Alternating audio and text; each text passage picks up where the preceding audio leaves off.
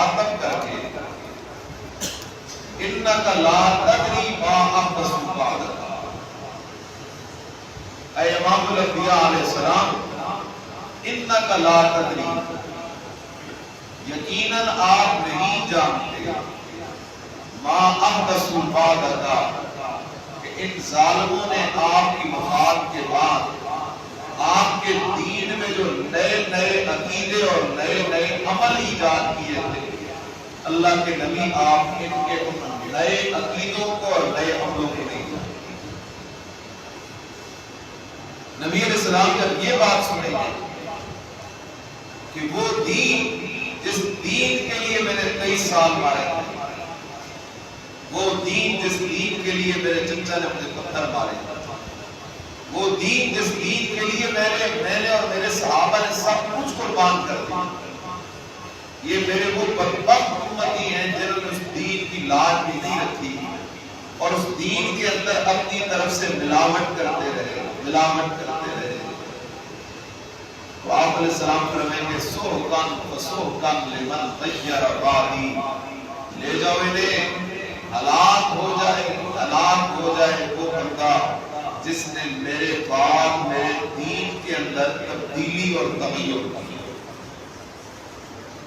اس لیے قانون سمجھو، آج افسوس یہ ہے میرے اور آپ کے ملک کے عزیز ملک پاکستان میں، بلکہ پوری دنیا عالم میں، کوئی بندہ دودھ میں ملاوٹ کرتا ہے تو جرم ہے، اس ملاوٹ کو کنٹرول کرنے کے لیے ادارے موجود ہیں، مرچ میں ملاوٹ کرتا ہے تو جرم ہے، لیکن اگر دین میں ملاوٹ کرتا ہے تو کوئی جرم نہیں، کھلی چھوٹ۔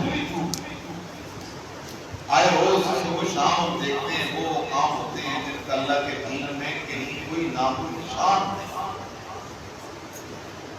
اللہ، اس لیے ضروری بات ہے کہ عقیدہ قرآن کے مطابق ہو اور عمل نبی کریم صلی اللہ علیہ وسلم کی سنت کے مطابق۔ اور اللہ کرے میرے مسلمان بھائی لوٹ آئے اللہ کے قرآن اور نبی علیہ السلام کی سنت۔ میں نے جو آیت کریمہ پڑھی کہ رب کریم نے اس آیت میں بھی ایک عقیدہ بیان کیا۔ وہ عقیدہ کیا ہے؟ اسلام کے بنیادی عقیدوں میں سے وہ عقیدہ یہ ہے کہ اللہ نے جتنے نبی، مشہور ہے کم و بیش 1.25 لاکھ، لیکن یقین رکھو کہ نبیوں کی صحیح تعداد جاننے والی ذات صرف اللہ ہے۔ اللہ تعالیٰ نے قرآن مجید میں فرمایا منہم من قصصنا علیک ومنہم لم نقصص، میرے پیغمبر کچھ نبیوں کے تذکرے تو ہم نے آپ کے سامنے کر دیے ہیں، لیکن کچھ کے ہم نے آپ کے سامنے تذکرے نہیں کیے۔ اس لیے نبیوں کی صحیح تعداد صرف اللہ کا، حتیٰ کہ قرآن حدیث کو ملا کر کل 30 سے 35 نبیوں کے نام قرآن حدیث میں، 30 سے 35 نبی ہیں، کم و بیش 1.25 لاکھ، نام ہے 30 سے 35 نبیوں کے۔ باقی نبیوں کی ذات بھی اللہ ہی جانتا ہے، نام بھی اللہ ہی جانتا ہے، اس لیے جبھی ماکان معلوم، ہر چیز کا علم رکھنے والا صرف اللہ ہی ہے۔ اللہ کے سوا جبھی ماکان معلوم کا علم رکھنے والا غیب دان اور کوئی ہستی نہیں۔ صرف ایک آیت اس کے متعلق عرض کرتا ہوں، یہ سورہ انعام آیت نمبر 59۔ وَعِنْدَهُ مَفَاتِحُ الْغَيْبِ لَا يَعْلَمُهَا إِلَّا هُوَ وَعِنْدَهُ مَفَاتِحُ الْغَيْبِ، اللہ ہی کے پاس ہیں چابیاں غیب کے خزانوں، لا يَعْلَمُهَا إِلَّا هُوَ، کوئی نہیں جانتا غیب کو مگر صرف اللہ ہی۔ وَيَعْلَمُ مَا فِي الْبَرِّ وَالْبَحْرِ، اس کے علم کا حال تو یہ جانتا ہے جو کچھ بھی خشکی میں، جو کچھ دریاؤں میں۔ وَمَا تَسْقُطُ مِنْ وَرَقَةٍ إِلَّا يَعْلَمُهَا، نہیں گرتا گرتا کوئی پتا دنیا کے کسی درخت سے مگر اللہ اسے جانتا ہے. ولا حبۃ فی ظلمات الارض، اور نہیں ہے کوئی دانہ زمین کے اندھیروں میں. ولا رطب ولا یابس الا فی کتاب مبین، نہ کوئی خشک چیز نہ کوئی تر چیز مگر سب کچھ اللہ کریم کے علم کے اندر موجود ہے. اللہ پر ایک سب پیچھے آؤ. قل لا اقول لكم عندي خزائن اللہ، اے میرے نبی اعلان کر اپنے امتیوں کو قرآنی عقیدہ سمجھا، اور وہ عقیدہ یہ ہے، اور میرے امتیوں میں نبیوں کا سردار ضرور، امام الانبیاء سید الانبیاء ضرور، صاحب قرآن ضرور، لیکن سن لو میں محمد خزانوں کا مالک کوئی نہیں. خزانوں کا مالک ہے تو اکیلا ہوں. میں غیب جاننے والا کوئی نہیں، غیب جاننے والا ہے تو اکیلا ہوں. کیا قرآن کہتا ہے سورہ انعام آیت نمبر 50، قل لا اقول لكم عندي خزائن اللہ، کہہ دے میرے نبی نہیں میں کہتا، میرا دعویٰ ہی نہیں ہے کہ میرے پاس اللہ کے خزانے ہیں، میرا دعویٰ ہی نہیں ہے کہ میں عالم الغیب ہوں، میرا دعویٰ ہی نہیں ہے کہ میں فرشتہ ہوں. میرا دعویٰ تو یہ ہے کہ عندہ خزائن السماوات والارض، زمین و آسمانوں کے خزانے صرف اللہ ہی کے پاس ہیں. میرا دعویٰ تو یہ ہے عالم الغیب فلا یظہر علی غیبہ احدا، سب غیب جاننے والا صرف اللہ ہی ہے. میرا دعویٰ تو یہ ہے کہ انما انا بشر مثلکم یوحی الی انما الہکم الہ واحد. میرا دعویٰ تو یہ لوگوں میرے امتیوں قرآن کی عقیدہ سمجھو، انما انا بشر، میں محمد بشر مثلکم، بشر ہونے میں آدم کا بیٹا ہونے میں تو تم جیسا ہوں، لیکن شان کی بات نہیں. میری شان تو یہ ہے کہ میں امام الانبیاء ہوں اور تم امتی ہو. میری شان تو یہ ہے مجھ پہ قرآن اترتا ہے اور تم قرآن سننے اور پڑھنے والے. یوحی الی انما الہکم الہ واحد، تو قرآنی عقیدہ اللہ سمجھا رہا ہے. جتنے بھی کافر گزرے ہیں انہوں نے نبیوں کی نبوت سے انکار کیا. وجہ کیا؟ انہوں نے سامنے رکھی، کہنے لگے تو بشر ہے اس لیے ہم تجھے اللہ کا نبی نہیں مانتے، اگر تو فرشتہ ہوتا تو پھر مجھے مان لے. ہر دور کے کافر نے صالح علیہ السلام آئے تب بھی، ہود علیہ السلام آئے تب بھی، لوط علیہ السلام آئے تب بھی، شعیب علیہ السلام آئے تب بھی، نوح علیہ السلام آئے تب بھی. ہر نبی کی قوم نے نبی کو کہا ما انت الا بشر مثلنا، تو تو بشر ہے اور بشر نبی نہیں ہو سکتا. یہ پہلے کافروں کا بیان تھا. وہ کہتے تھے تو ہے تو بشر لیکن بشر نبی نہیں ہو سکتا. اور ہمارے اس دور کا نادان دوست یہ اللہ کے رسولوں کو رسول تو مانتا ہے لیکن بشر نہیں مانتا. وہ بشر مانتے تھے لیکن رسول نہیں مانتے. یہ رسول تو مانتا ہے لیکن بشر نہیں مانتا. وہ کہتے تھے نبی وہ ہوگا جو بشر نہ ہو، فرشتہ ہو. یہ کہتے ہیں نبی سارے فرشتے بشر کوئی نہیں. لیکن مسئلہ تب ٹھیک ہوگا، عقیدہ تب قرآن کے مطابق ہوگا کہ ہر نبی کو پہلے بشر مان پھر اللہ کا رسول مان. قرآن کا حوالہ ذکر کروں گا، قرآن کا حوالہ ذکر کروں گا، ذرا خیال کیجیے گا. یہ سورۃ الفرقان ہے، سورۃ الفرقان میں بھی یہ مسئلہ، سورۃ الکہف میں بھی یہ مسئلہ، سورہ بنی اسرائیل میں بھی یہ مسئلہ، قرآن بھرا ہوا اس مسئلے کے ساتھ۔ اللہ نے قرآن میں جگہ جگہ یہ مسئلہ بیان کیا تاکہ لوگوں کو یہ مسئلہ سمجھ آ جائے اور عقیدہ لوگ قرآن کے مطابق کر لیں۔ سبحان سبحان، کیا کہتا ہے قرآن؟ وہ اعتراض کرتے، مشرکین مکہ اعتراض کرتے نبی علیہ السلام کے بارے اور کہتے ہم اسے اللہ کا رسول نہیں مانتے۔ کیوں نہیں مانتے اللہ کا رسول؟ وجہ کیا ہے اللہ کا رسول نہ ماننے کی؟ وہ کہتے اللہ کا رسول اس لیے نہیں مانتے کہ یہ کھانا بھی کھاتا ہے، ایک بازار کے اندر جاتا ہے، بازار کے اندر جا کے تجارت بھی کرتا ہے۔ جو کھانا کھائے وہ بشر، جو بازار کے اندر جا کے تجارت کرے جو بشر، جو بازار میں بھی جائے، بازار جا کے کھانا بھی کھائے، تجارت بھی کرے، وہ بشر ہوتا ہے اور ہم بشر کو رسول نہیں مانتے۔ اللہ نے جواب دیا سورہ فرقان آیت نمبر 20، اللہ نے کیا جواب دیا؟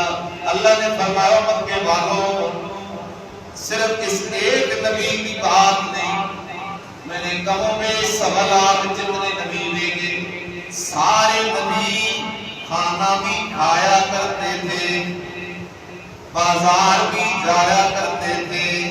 وَمَا أَرْسَلْنَا قَبْلَكَ مِنَ الْمُرْسَلِينَ، اے نبی نہیں بھیجے ہم نے آپ سے پہلے رسول، إِلَّا إِنَّهُمْ لَيَأْكُلُونَ الطَّعَامَ، مگر سارے رسول کھانا کھایا کرتے تھے۔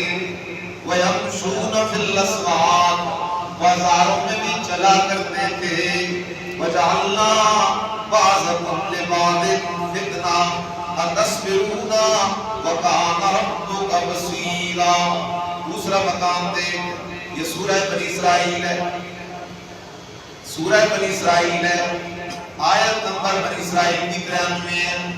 مشرکین مکہ نبی علیہ السلام کے بارے کہنے لگے ہم آپ کو تب رسول مانیں گے، خیال کرنا، ہم آپ کو تب رسول مانیں گے کہ آپ زمین سے چشمے نکال کے دکھائیں، مکے کی زمین سے چشمے نکال کے دکھائیں، تب ہم آپ کو رسول مانیں گے۔ ایک ہم آپ کو رسول تب مانیں گے آپ کے پاس سونے اور چاندی کا گھر ہو، آپ کو رسول تب مانیں گے آپ کے پاس انگور اور کھجور کے باغات ہوں، آپ کو رسول تب مانیں گے آپ ہمارے دیکھتے دیکھتے آسمان پہ چڑھ جائیں اور آسمان سے چٹھی لکھوا کے لائیں گے آپ اللہ کے رسول ہیں۔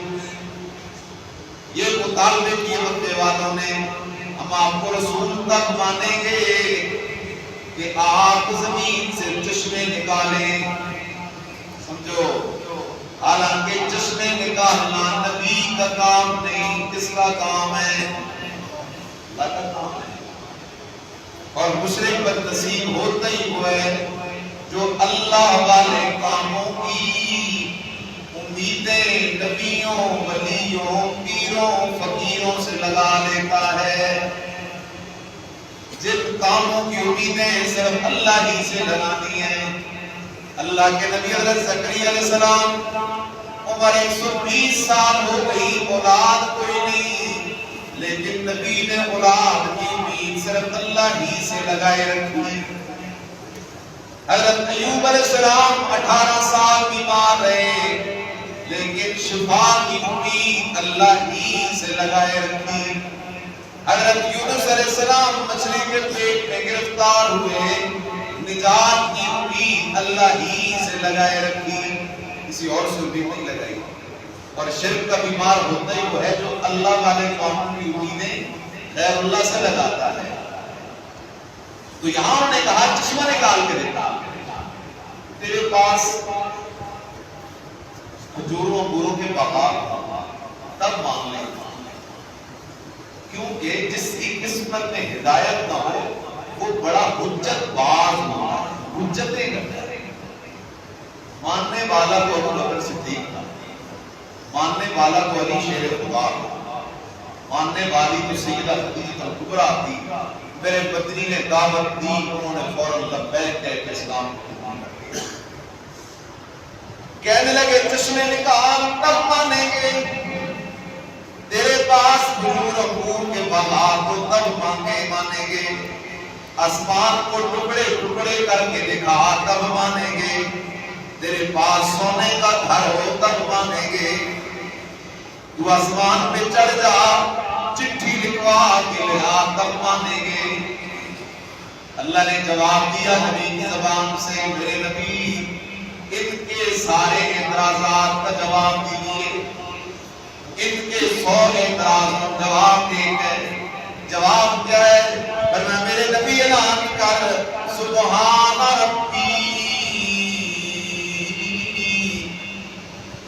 اور مشرکو تم مجھے کہتے ہو کہ چشمے نکالوں، اگر میں بھی چشمے نکالنے والا بن جاؤں تو میں اللہ کا شریک بن جاؤں گا، حالانکہ سبحان ربی میرا رب تو شریکوں سے پاک ہے، میرا رب تو شریکوں سے پاک ہے، میں اپنی طاقت سے خیال کرتا، اپنی اتھارٹی سے، اپنے زور سے چشمہ نکالنا تو گزار، پانی کا ایک گھونٹ اپنے حلق سے گزارنے کی طاقت بھی نہیں رکھتا، میں اپنی طاقت سے اپنے لیے ایک لقمے کا بندوبست بھی نہیں کر سکتا جب تک میرے اللہ کا فیصلہ نہ آئے۔ اس لیے سورہ اعراف آیت نمبر 188 اللہ نے فرمایا میرے نبی اعلان کر قل لا املک لنفسی نفعا ولا ضرا، اے میرے سچے نبی اعلان کر، اور لوگوں میں محمد کریم نبیوں کا سردار ضرور ہوں، لیکن سن لو یہ نہ کہنا کہ مدنی نے مسئلہ نہیں سنایا، یہ نہ کہنا کہ قرآن نے مسئلہ نہیں کھولا، سن لو مسئلہ صاف، لا املک لنفسی نفعا ولا ضرا، میں محمد اپنی جان کے لیے بھی کچھ نفع نقصان کا مالک نہیں، الا ما شاء اللہ، وہی ہوتا ہے جو میرا رب چاہتا ہے، وہی ہوتا ہے جو میرا رب چاہتا ہے۔ کوئی کہہ سکتا تھا کہ اللہ کے نبی نے یہ اعلان تو کر دیا کہ میں اپنے لیے نفع نقصان کا مالک نہیں، تو کوئی کہنے والا کہتا بادشاہو ساڑھے نفع نقصان کے مالک کا ہے جی، تو اللہ نے فرمایا چل سورہ جن کے اندر پہنچ جا، سورہ جن میں اللہ نے اعلان کروایا قل لا املک لکم ضرا ولا رشدا، میرے نبی اعلان کرو میرے امتیو میں تمہارے نفع نقصان کا مالک بھی کوئی نہیں، نفع نقصان کا مالک ہونا تو اللہ کا خاصہ مختصہ ہے۔ سبحان اللہ، جواب کیا دیا؟ فرمایا سبحان ربی، میرا رب تو شریکوں سے پاک ہے۔ اچھا اللہ کے نبی پھر آپ کا منصب کیا ہے؟ ذرا خیال کیجیے گا قرآن کے الفاظ پہ، فرمایا حل کنتم،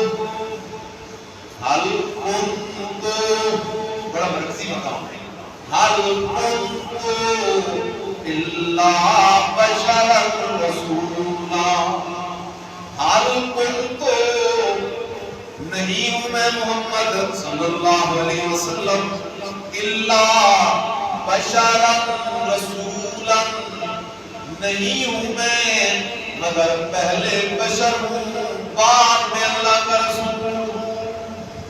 جس طرح میرے رسول کی رسالت کو اللہ کا قرآن منواتا ہے، اس طرح مدنی کی بشریت کو بھی اللہ کا قرآن منواتا ہے۔